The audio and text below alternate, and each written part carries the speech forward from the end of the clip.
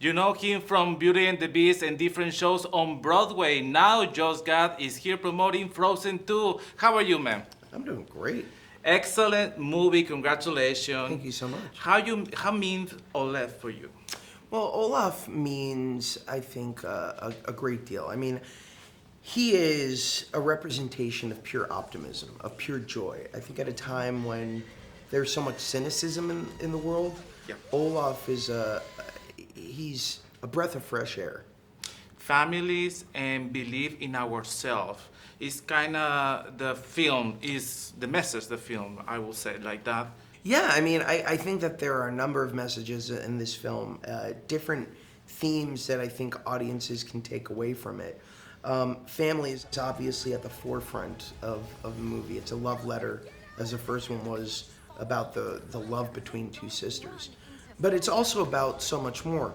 You know, at the forefront, you have this journey of stepping into the unknown, embracing your future, but also reconciling with your past. And I think that that's equally important. And we can fix our past. I think we can, and I think that without giving away too much about this story and this journey, I think that a lot of what's so important to take away from this movie is that sometimes the generation before yours makes mistakes, and sometimes you have to clean up the mess, and that can be scary. But when you do the right thing, when you do the next right thing, as Anna sings in the movie, then you have a shot. What would I do without you? You'll always have me. Has Elsa seemed weird to you? She seems like Elsa. There's this voice. Voice? What does that mean?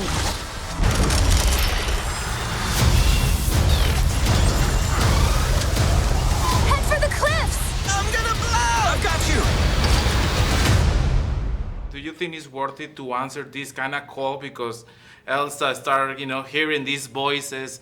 It's trustly, it's dangerous also. Yeah, I think a lot of times we don't trust that voice in our ear telling us to step into the unknown, to take the risk. And I think that if the risk feels like something that feels right to you, if it feels like a dream worth chasing, if it feels like a wish worth pursuing, then I do think it's worth the risk. It's why I'm sitting here today.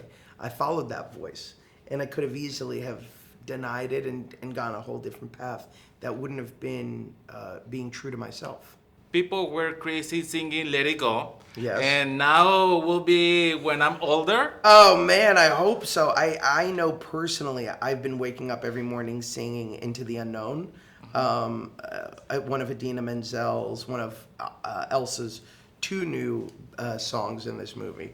I think Bobby and Kristen, who are the composers of Frozen and Frozen 2, are just so brilliant at coming up with songs that are not only earworms, but are so unbelievably smart and unbelievably wise. And I think that these songs are going to be anthems for a whole new generation. This movie from the first one to the second one is more like for adults, I will say like that. I don't know if you think the same. I think that there's a tradition in Disney movies of challenging its young audience, Okay. whether it's the death of the mom in Bambi, or whether it's Simba trying to pick up the pieces after the loss of Mufasa, or whether it's, you name it, the entire first act of Up.